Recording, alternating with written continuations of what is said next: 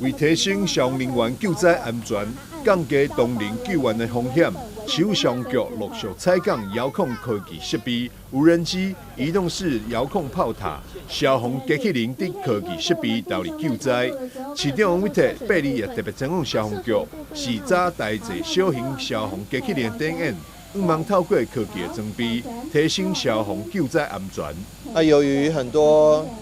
火警的这个情形越来越常发生，但是我们也希望说，在我们消防员在扑灭火灾、抢救人员的时候能够更安全，能够在更安全的环境下。所以我们今天特别来请我们国内的这些消防机器人的制造商来做一个展示，那表示第一个完全都国产。那如果任何零件替换或任何基建维修的时候，还可以有这个国产的零件，那维修期会比较短。第二，它也是台湾的荣耀。第三，它的造价会有可能会比较便宜一点，但是这个东西我不能透露，因为我们还需要做各方面的比较。